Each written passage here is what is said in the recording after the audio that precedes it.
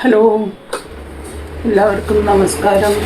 ഇന്നിപ്പോൾ ഞാൻ ചെയ്യാൻ പോകുന്നത് മഷ്റൂം ചുവന്നുള്ളി തീയൽ.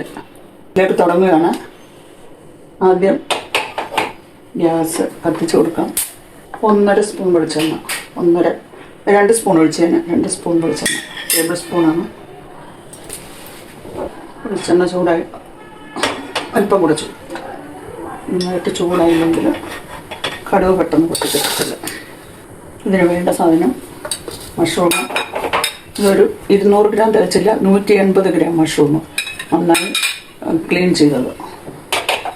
പിന്നെ ഒരു 10 വലിയ ചുവന്നുള്ളി, 2 പച്ചമുളക്, കരിവേപ്പില, ഒരു ഇത്രയും വെളുത്തുള്ളി, ഒരു 6 എണ്ണമുണ്ട്, ഒരു വലിയ തക്കാളിക്ക, ഒരു മീഡിയം ക്യാപ്സിക്കം, പിന്നെ മല്ലിപ്പൊടി, മുളക് പൊടി,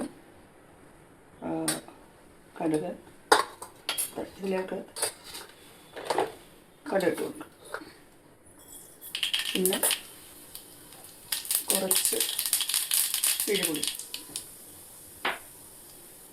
ചുമന്നുള്ളി ഇട്ട് കൊടുക്കാം.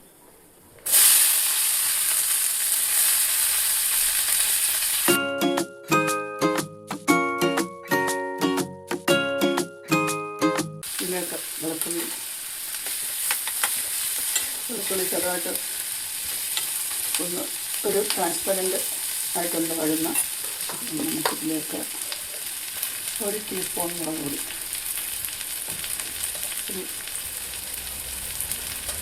1.5 ടീസ്പൂൺ മല്ലിപ്പൊടി. മല്ലിപ്പൊടി ഞാൻ വീട്ടിൽ തന്നെ വറുത്ത് പൊടിച്ച് വെച്ചിരുന്ന മല്ലിപ്പൊടിയാണ്.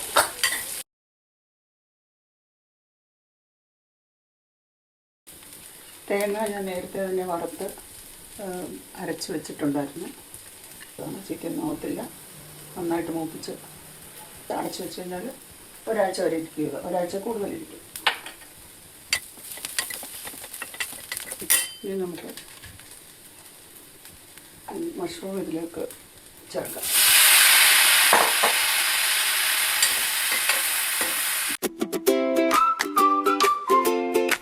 അര ടീസ്പൂൺ ഉപ്പാണ് ചേർക്കുന്നത്, ആവശ്യമെങ്കിൽ വീണ്ടും ചേർക്കാം. ഉപ്പ് ചേർത്ത് കഴിയുമ്പോൾ മഷ്റൂം പെട്ടെന്ന് വാടി കിട്ടും. ഉപ്പ് ചേർത്തപ്പോൾ മഷ്റൂം വാടിയിട്ട് കഴിയുമ്പോൾ ക്യാപ്സിക്കം ചേർക്കാം. നടക്കാം. തേങ്ങ നേരത്തെ അരച്ച് വെച്ചതുകൊണ്ട് മഷ്റൂമിൻ്റെ കറി തീയിൽ പെട്ടെന്ന് ആയി കിട്ടും. വെള്ളം ഇറങ്ങി തുടങ്ങിയിട്ടുണ്ടതിലേക്ക്. മഷ്റൂം വേകാൻ അധികം സമയമൊന്നുമില്ല. പിന്നെ മഞ്ഞൾ വീട്ടിൽ വാങ്ങിച്ച് കഴുകി നന്നായിട്ട് ഉണങ്ങി വീട്ടിൽ മില്ലി പൊടിപ്പിച്ചതാണ്.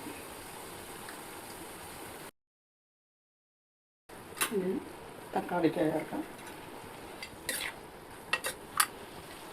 മഷ്റൂമിൻ്റെ വെള്ളമൊക്കെ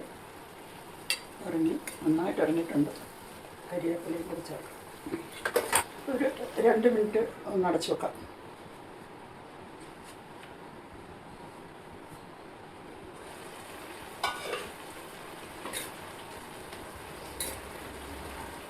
അര ടീസ്പൂൺ കുരുമുളക് പൊടി. പിന്നെ ഇത് ഞാനിപ്പോൾ ഇവിടെ തക്കാളിക്കായൻ്റെ ഒരെണ്ണം ചേർത്തിട്ടുള്ളൂ. വേണമെങ്കിൽ പുളിക്ക് വരും തക്കാളിക്ക മാത്രം ചേർത്ത് 2 തക്കാളിക്കയും കൂടെ ചേർത്തിട്ട് ഒരു 3 തക്കാളിക്ക, വലിയ 3 തക്കാളിക്ക ചേർത്ത് ഉണ്ടാക്കാം. പുളി വേണമെങ്കിൽ മാത്രം ഒഴിക്കാം, ഇല്ലെങ്കിൽ തക്കാളിക്ക മാത്രം ഒഴിക്കുക. ഞാനിപ്പോൾ ഇതാ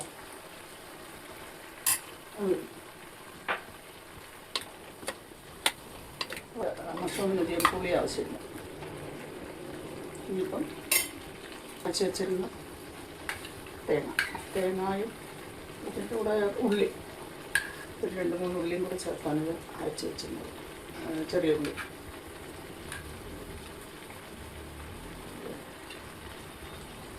കുറച്ചുകൂടി ചേർക്കണം.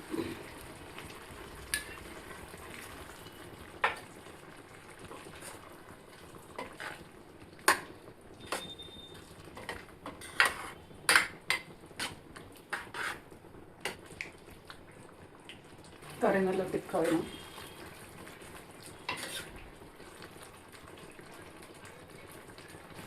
എണ്ണയൊക്കെ തെളിഞ്ഞ് വന്നിട്ടുണ്ട്.